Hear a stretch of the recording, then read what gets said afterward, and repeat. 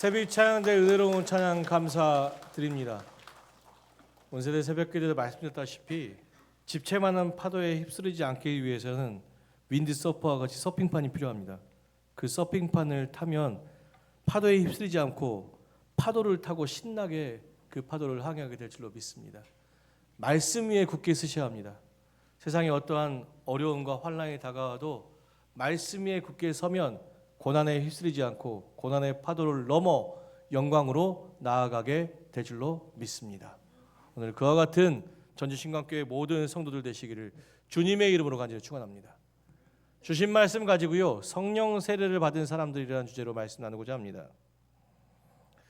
청년 시절에요, 한 부흥 집회에 참석한 적이 있습니다. 당시 부흥 간사님은요, 성도들에게 이렇게 질문하셨습니다. 성령 받았습니까? 여러분들에게 동일하게 질문해 보겠습니다. 성령 받으셨습니까? 몇 분은 아멘이라고 하시는데 몇 분은 또 조용히 계셔요. 다시 한번 묻겠습니다. 성령 받으셨습니까?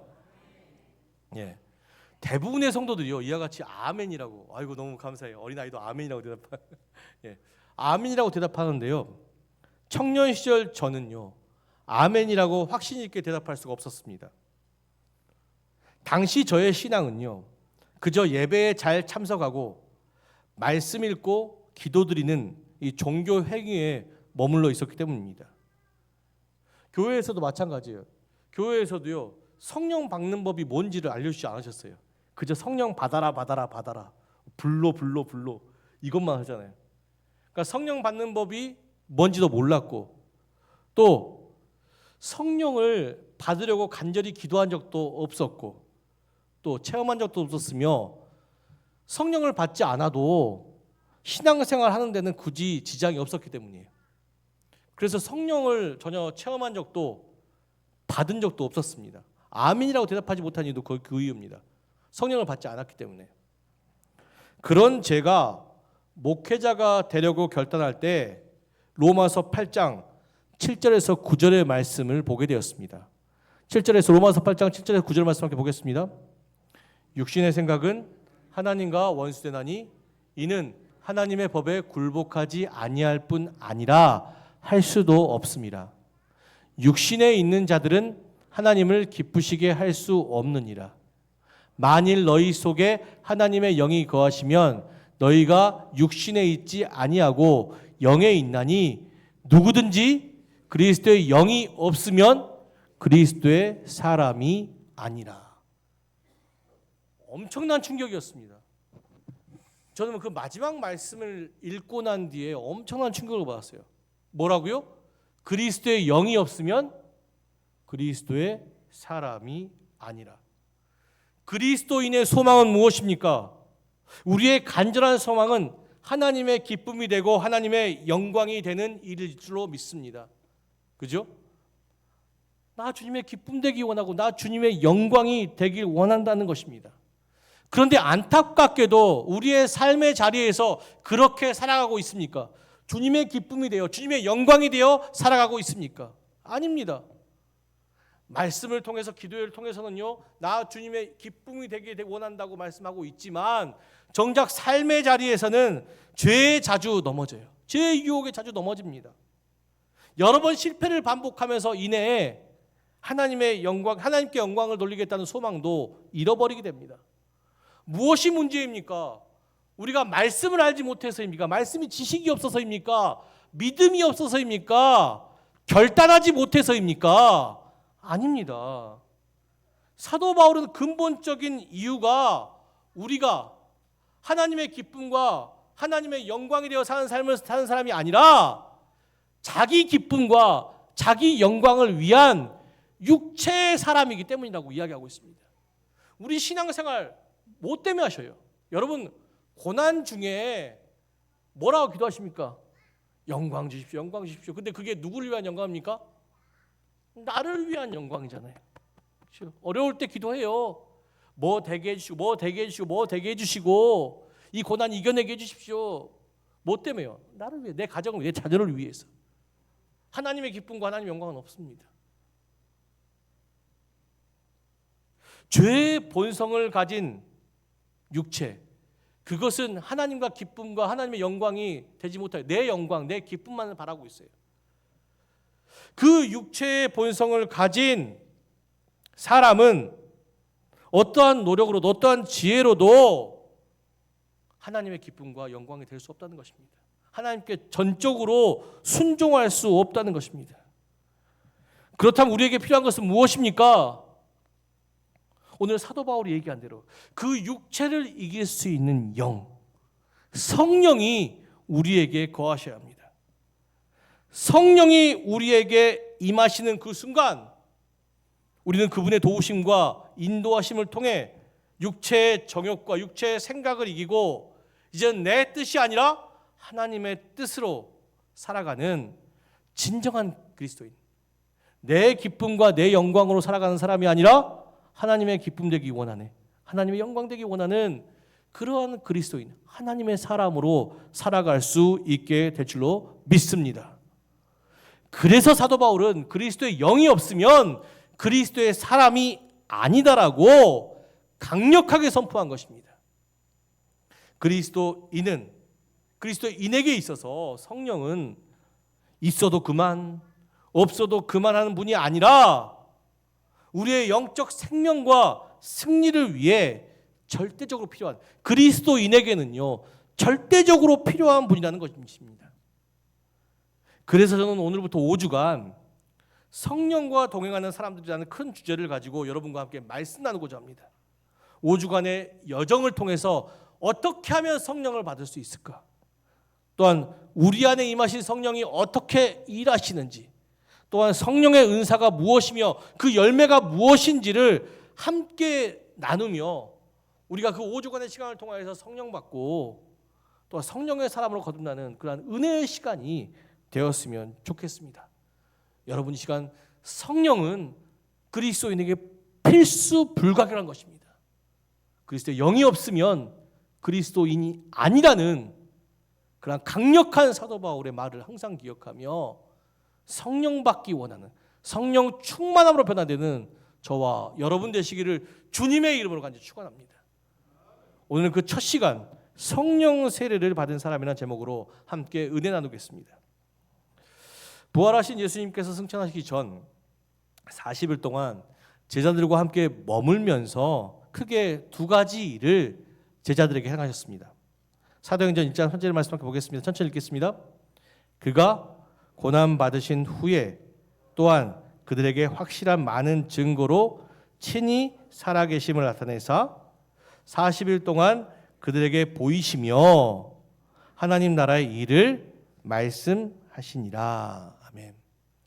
예수님께서 40일간 제자들에게 하신 일은 뭐냐면, 첫 번째, 예수님은 부활의 확신을 증거로 자신의 몸을 제자들에게 보이셨다는 것입니다. 부활은요 단순히 기적이나 환상이 아닙니다. 역사적 사실인데, 십자가에서 찢기시고 죽으신, 죄의 십자가에서 찢기시고 죽으신 예수님이 누구를 통해 사셨습니까? 하나님을 통해 다시 살아나셨습니다. 영광스러운 몸으로, 그 찢기신 몸이 영광스러운 몸으로 새롭게 살아나 우리에게 찾아오셨습니다. 이것은 무엇이냐? 이것은 우리의 구원뿐만이 아니라, 우리의 확실한 구원뿐만이 아니라 죄와 사망의 권세에서 이겨내는 확실한 구원의 메시지일 뿐만이 아니라, 두 번째, 거듭남의 가능성입니다. 이전에 나는 죽고 예수의 생명으로 다시 태어날 수 있는 거듭남의 가능성을 제일 먼저 누가 보여주셨다고요? 인간이신 예수 그리스도. 나도 할 수 있으면 너희도 할 수 있어. 그러니 내가 십자가를 진 것 같이 너희도 자기 십자가를 지고 이제 나는 죽고 새로운 나로 태어나야 된다. 부활은 그것을 우리에게 가르치기 위함입니다. 사랑하는 성도 여러분, 사람은 변할 수 없다고 이야기하지만 저는 확신합니다. 사람은 주 안에서 변하게 될 줄로 믿습니다.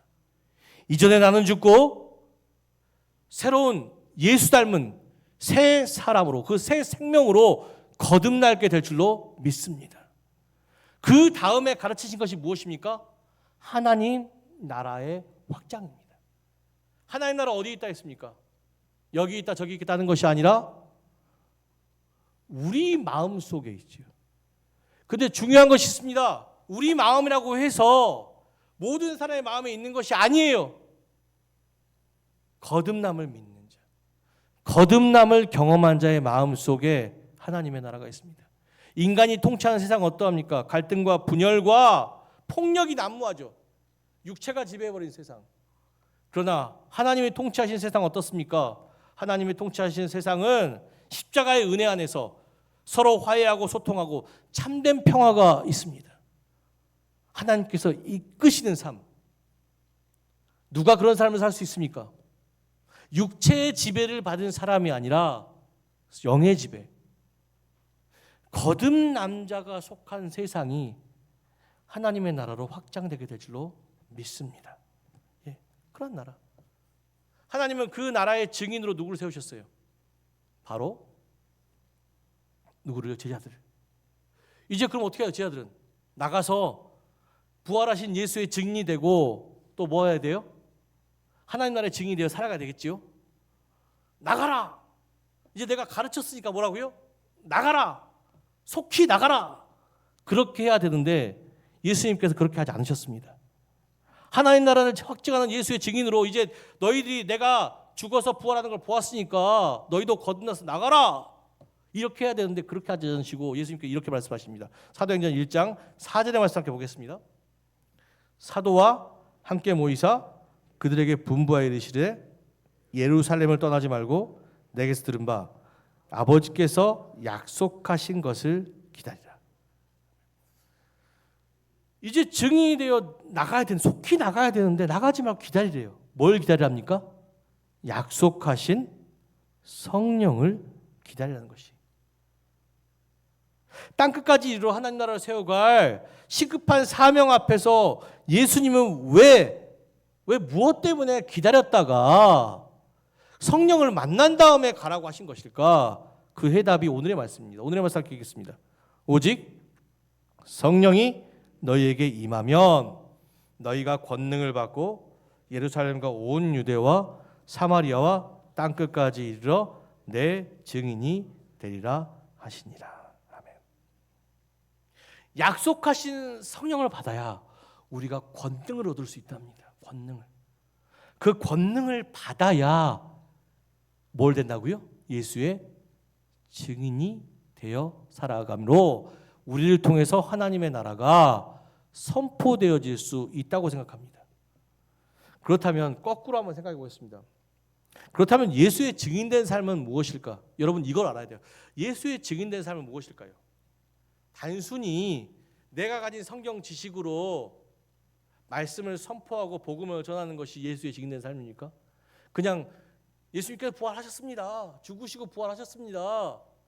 그를 믿으십시오. 이야기하는 것이 예수의 증인된 삶입니까? 아닙니다. 증인이란 본래의 뜻은요, 헬라어의 의미를 집중하셔야 돼요. 그리고 성경에서의 말하는 증인의 의미를 집중하셔야 합니다. 증인에 해당되는 헬라어 단어 마르티스라는 단어인데요. 이 단어는 법정에서 자신이 직접 보고 들은 바를 목숨을 걸고 확인하는 사람이라고 이야기하고 있습니다. 내가 직접 보고 들은 바를 목숨을 걸고 정직하게 이야기하는 게 그게 증인이래요. 여기서는 그냥 괜찮죠. 내가 복음을 증거하기 위해서 그렇게 살아가고 있다. 예, 그렇죠. 그런데 초대교회 역사가 흘러가면서 이 증인이란 단어의 의미가 더 깊어집니다. 성경은 이 증인에 대해 이렇게 얘기하고 있습니다. 사도행전 22장 20절 말씀 함께 보겠습니다. 함께 읽겠습니다. 또 주의 증인 스데반이 피를 흘릴 때 내가 곁에 서서 찬송하고 그 죽이는 사람들을 옷을 지킨 줄 그들도 아나이다. 아멘. 사도행전 22장은 복음을 전하다가 그저 복음을 전하는 것으로 끝나는 것이 아니라요. 복음을 전하다가 순교당한 스데반에게 예수의 증인이란 호칭을 사용하고 있다는 것입니다. 또한 요한계시록 17장 6절의 말씀 함께 볼까요? 요한계시록 17장 6절의 말씀 함께 읽겠습니다. 내가 보매 이 여자가 성도들의 피와 예수의 증인들의 피를 취한지라. 내가 그 여자를 보고 놀랍게 여기고 크게 놀랍게 여기니. 요한계시록에서 증인은 뭐냐? 예수로 인해 자기 생명을 다해 복음을 증언한 자를 누구라고 말하고 있다고요? 증인이라고 이야기하고 있다는 것입니다. 증인은 단순히 보고 듣는 것을 정하는 자가 아닙니다. 예수로 인해 죽어야 하는 자, 예수로 인해 순교해야 하는 스데반과 예수로 인해 순교당해야 했던, 어린 양을 위해 순교당해야 했던 그들을 가르쳐 증인이라고 이야기합니다. 실제로 순교자라는 영어가 마터예요.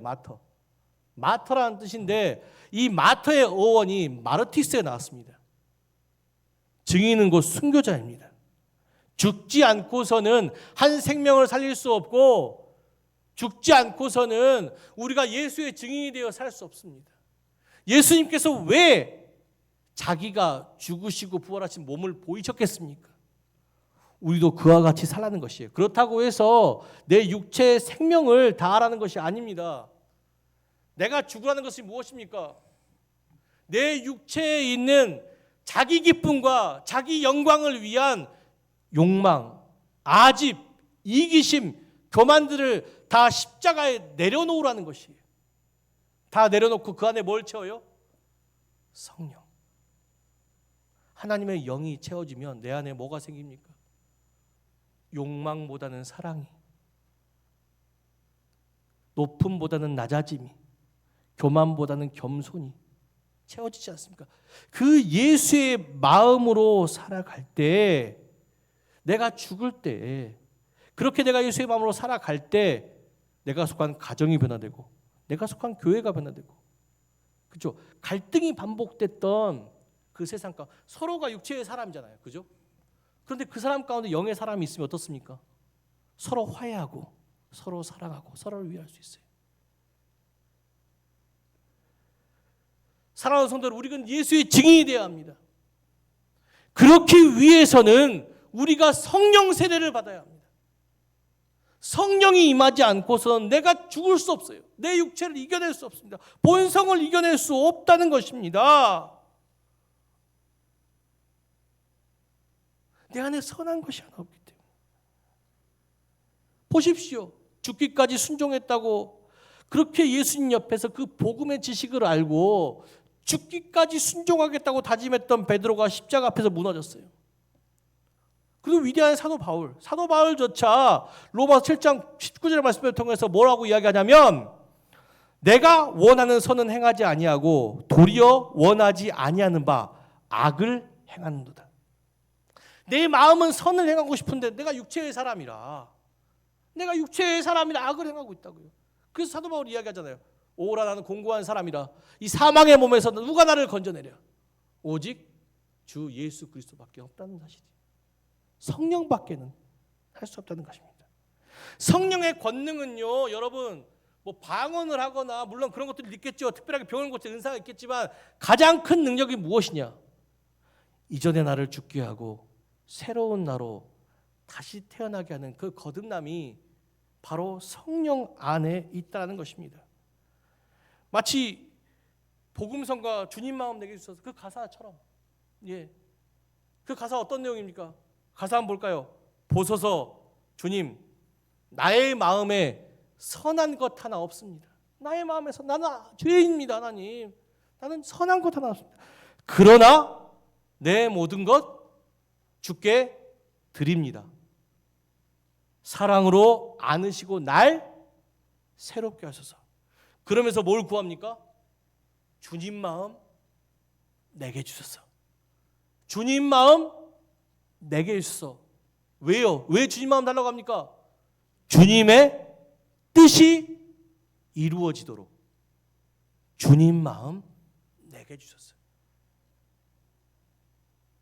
성령 세례, 그렇죠. 성령은 누구에게 임합니다. 그러나 성령 세례를 받는 자는 누구입니까?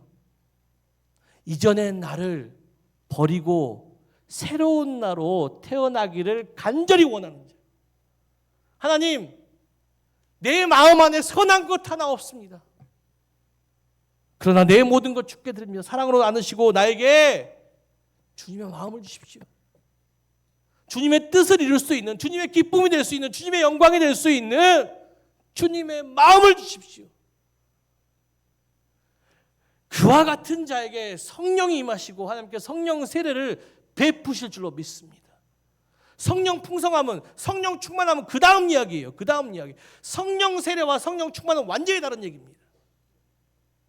회개하며 하나님께 돌아왔을 때, 그리고 하나님께 주님, 이 악한 육신을 이길 수 있는 성령을 나에게 주십시오. 그렇게 간절하게 구할 때 하나님께서 성령 세례를 통하여서 성령이 하늘에서 임함으로써 우리의 영혼이 변한다는 것입니다. 그러니까 예수께서 기다리라고 하신 것입니다. 기다리면서 뭘 해요? 회개하라고. 그냥 기다리는 것이 아니라 회개하며 간절히 약속하신 성령을 기다리라고. 누가복음 11장 13절의 말씀, 이런 말씀이 있습니다. 함께 보겠습니다. 누가복음 11장 13절을 함께 읽겠습니다. 너희가 악할지라도 좋은 것을 자식에게 줄 줄 알거든 하물며 너희 하늘 아버지께서 구하는 자에게 성령을 주시지 않겠느냐. 그러니까 성령 세례를 받기 위해서 성령을 구해야 돼요. 기도할 때 내 기쁨과 내 영광을 구하는 것이 아니라 아버지, 선한 것 하나 없는 내게 주님의 마음 주심으로 주님의 일을 감당하게 하여 주시옵소서. 주님의 뜻을 감당하게 하여 주시옵소서. 주님의 영광을 감당하게 하여 주시옵소서. 예수님께서 그래서 성령을 기다리는 것이에요. 끊임없이 해먹이함으로 선한 것 하나 없는 육체의 사람, 네가 네 육체를 죽이고 너는 죽고 성령을 통해 예수의 사람으로 살아가는 거야. 그래야 네가 증인이 될 수 있어. 그래야 너가 하나님 나라의 증인이 될 수 있어. 이와 같이 말한 것입니다. 저는 그와 같은 성도들을 보았습니다. 저는 예전에 베드로와 같은 한 성도를 보았습니다. 그 집사님은요, 예배를 열심히 드리고 말씀 기도 충실히 하지만 베드로와 같이 고기 잡는 그물에 기쁨이 있었던 사람입니다. 뭐냐? 매 주일날 예배 끝나자마자, 끝나는 시간 딱 보자마자, 설교 안 들어요. 잘 끝나자마자 엄청나게 뛰어가서 집에 가서 옷 갈아입고 골프 치러 가셔요. 예, 이분은 골프가 기쁨이야. 근데 어린 시절 교회를 다녔으니까 교회 안 나오면 좀 찜찜하니까 나오시는 거예요. 근데 그런 그분이 교회에서 이제 안수 집사, 보통 보면요, 저희 교회는 바로 집사에서 장로 이렇게 선출이 되시는데, 다른 교회 같은 경우 보면 안수 집사에서 안수 집사, 그리고 장로가 되시는 이 과정이 있습니다. 근데 안수 집사 후보가 되신 거예요. 안수 집사가 되어야 되겠다고 마음 먹으신 거예요, 교회에서. 그래도 교회 열심히 다녔는데, 어머니 때부터 열심히 다녔는데 안수 집사가 돼야 되겠지 하고 했어. 근데 안수 집사 자격에 뭐가 있었냐면 주일학교 교사가 있었던 거예요. 근데 이 주일학교 교사를 하려면 골프 치러 못 가.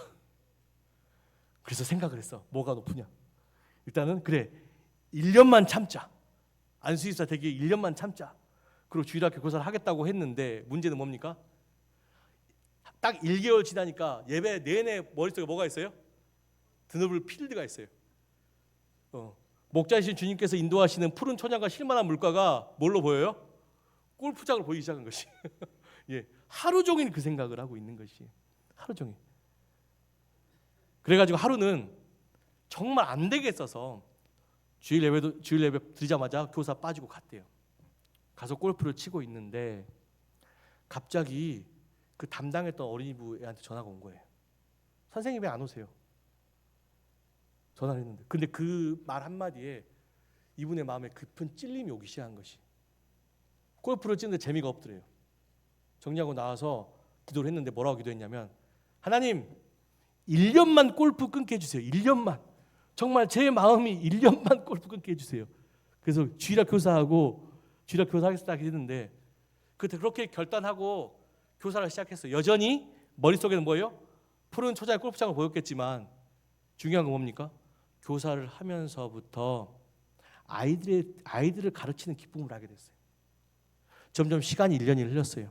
1년이 지난 다음에 물론 그분이 안수집사가 되지는 못하셨어요. 그런데 놀라운 기적은 뭐냐면요. 안수집사가 되지 않았고 1년의 시간이 흘렀지만 여전히 교사를 하고 계셔요. 그래서 제가 물었어요. 왜 교사를 하십니까? 그랬더니 그렇게 끊임없이 1년 동안 했더니 어느 날 골프를 치는 것보다 아이들을 가르치는 게 더 기쁘대요. 그런 마음이 갑자기 생겼대요. 이 마음이 누가 주신 마음입니까? 성령이 주신 마음이잖아요. 그때부터 그분은요 열심히 지금까지도 제가 그분을 2002년도에 만났거든요. 지금도 교사, 지금 장로님 됐어요. 그 교회 장로님이신데요. 지금도 20년 지난 다음에도 여전히 그 기쁨, 직장 아무리 바빠도요 주일학교 교사, 그 아이들을 키워내는 기쁨, 그분을 통해서 신학생들이 많이 나왔어요. 교회도 부흥했어요. 어린이부 엄청 부흥했습니다.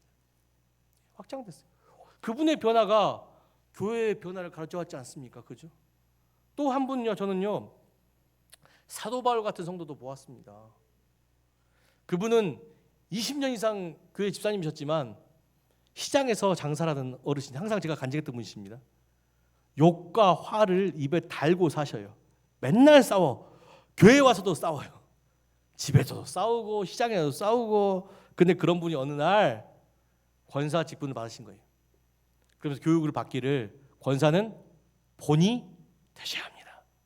다른 집사들 본이 되셔야 합니다. 본이 되기 위해서 이 집사님 생각이 뭐냐? 욕을 안 해야 되겠다. 싸움을 안 해야 되겠다. 그 목에 십자가를 걸고 다니시면서 십자가도 물고 욕이 나올 때마다 팔복도 물고 계속 그러신 것이. 근데 안 돼. 안 고쳐져. 안 고쳐지니까 이제 권사님도 기도는 못 해요. 참고로 이 권사님은 한글을 잘 모르세요.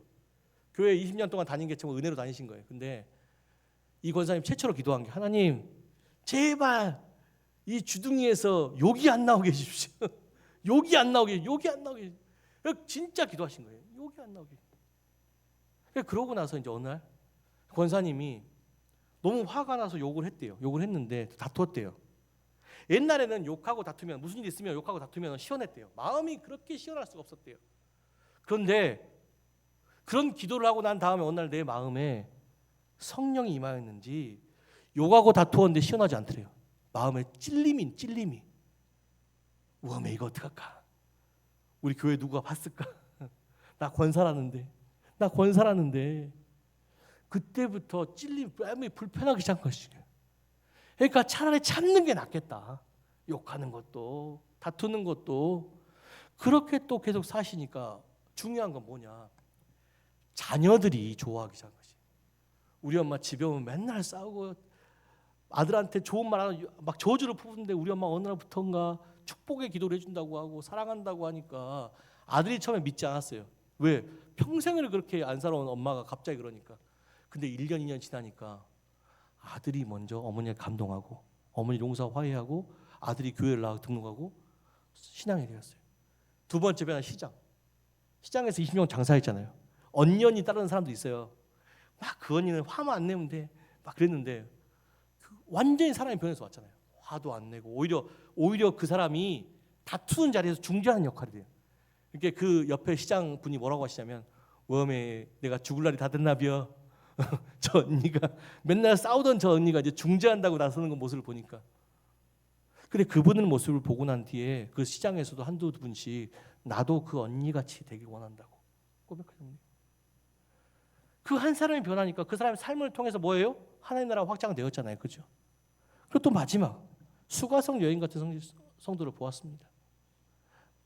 이 집사님은요 마음속에 어린 시절부터 당했던 학대 때문에 우울증이 가득했어요. 청소년 시절부터 우울증 약을 복용해야 잠을 잘 수 있었어요. 살기 위해서 예수께 왔어요. 말씀과 기도로 끊임없이 기도했는데도 변화가 없었어요. 우울증 약을 복용했던 어느 날 정말 살고 이대로는 죽겠다 싶어서 정말 기도해. 하나님 정말 살기 원한다고. 내 마음, 이 어두운 마음을 치유하고 회복하여 주라고.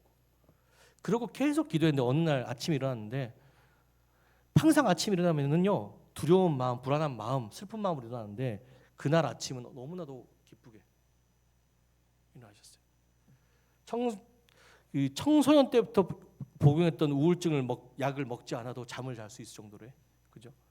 그렇게 복음으로 이겨내는 성령을 통해서 그 두려운 마음이 담대함을 변화되는 마음. 여러분, 세 사람의 이야기를 들려듣는데요. 상황과 환경은 달라요. 그런데 중요한 건 뭡니까? 변화를 강렬히 원하니까 아까 그랬잖아요. 악한 자에게도 아버지는 좋은 것을 주실 줄 알거든. 하물며 하나님께서 너에게 성령을 주시지 않겠느냐. 이전의 삶 가운데 고통받았다면 나 이전의 삶에서 벗어나고 싶어요. 하나님, 나에게 성령을 주십시오. 간절히 구하면 하나님께 성령 세례를 통해서 우리에게 성령이 임하게 하시고 우리 마음을 거듭나게 하심으로, 거듭나야 자의 삶은 어떻습니까? 나만 기쁩니까? 아니지요. 내가 속하는 가정도 기쁘게 하고 교회도 기쁘게 하고 세상도 기쁘게 하고. 와, 저 사람 보니까 세상에서는 사람 안 변한다고 했는데 진짜 주 안에서는 사람이 변하는구나. 그렇게 하나님 나라가 확장되어져 가는 것이. 그렇게 우울했던 사람이 가정에서 기쁨으로 돌아오면 가정도 그 사람의 기분에 따라 달라지잖아요. 그죠? 자녀들도 그죠? 네, 맞아요. 그런 것처럼 선한 모습. 그죠? 갑자기 그렇게 변화된 힘이 어디에 있습니까? 성령 안에 있어요. 사랑하는 성도 여러분, 우리 육체의 본성은 우리의 노력이나 우리의 결단이나 우리의 믿음이나 우리의 지식으로 변화될 수 있는 것이 아닙니다. 오직 성령이 내게 임할 때 어둠을 이길 힘은 빛이잖아요. 빛이 내 마음에 임할 때 어둠을 이겨내고 우리가 빛의 자녀로 살아갈 수 있게 될 것이며 우리 안에 빛을 세상에 비출 때, 가정을 비출 때, 교회에 비출 때 내게 속한 가정과 교회가 세상이 나를 통해 살아나는 하나님의 나라를 경험하게 될 줄로 믿습니다. 그러니 이제 우리의 신앙생활은 분명해야 합니다. 주님, 선한 것 하나 없는 저는 할 수 없습니다. 성령이 아니시면 단 하루도 그리스도인답게 증인답게 살 수 없습니다. 그러니 주님, 나에게 성령을 주시옵소서. 오순절 마가 다락방에 임했던 성령이 내 안에 임함으로써 내가 거듭남으로써 진정한 예수의 증인, 땅끝까지 주님의 살아계심을, 예수 그리스도의 사랑과 예수 그리스도의 겸손함과 예수 그리스도의 담대함과 예수 그리스도의 축복을 전할 수 있는 하나님 나라의 증인이, 예수의 증인이 되게 하여 주시옵소서. 여러분 안에 성령이 임할 때 여러분은 더 이상 과거에 연약한 내가 아니라 세상을 뒤집을 능력이 있는 증인으로 거듭나게 될 줄로 믿습니다.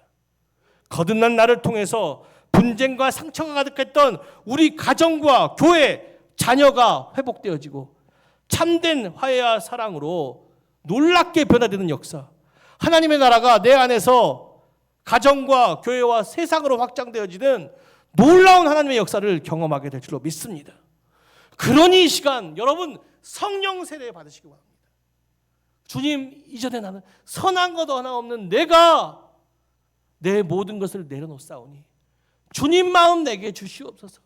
주님의 뜻이 내 안에서 그리고 우리의 가정 가운데, 이 교회 가운데, 세상 가운데 이루어질 수 있도록 주님 마음 내게 주시옵소서. 이렇게 기도하며 예수의 증인이 되어 살아가는 저와 여러분 되시기를 주님의 이름으로 축원합니다. 기도하겠습니다. 사랑과 원통의 주님, 오늘 말씀을 통해 내 힘과 의지, 얄팍한 지식으로는 예수의 증인이 되어 살 수 없음을 철저하게 깨닫고 고백합니다. 내가 죽어야 예수의 증인이 될 수 있습니다. 주님, 죽지 않고서는 아무것도 할 수 없습니다. 주님, 이 시간 내 육체의 본성이 죽을 수 있도록 성령님을 부어 주시옵소서. 우리의 빈 마음에 성령을 부어서 주여, 우리의 신앙이 진정 거듭남으로 예수의 증인이 될 수 있는 신앙이 되게 하여 주시옵소서. 나의 변화를 통하여서 가정을 살리고 나의 거듭남을 통하여서 교회를 살리고 세상을 살릴 수 있는 진정한 내가 속한 모든 곳에 하나님의 나라, 하나님의 살아계심을 선포할 수 있는, 하나님의 통치하시고 다스림심을 선포할 수 있는 진정한 예수 그리스도의 증인이 되게 하여 주시옵소서. 한 주간 우리와 함께 하시고 우리를 새롭게 하시고 우리 구주 예수 그리스도의 이름으로 간절히 기도드렸습니다. 아멘.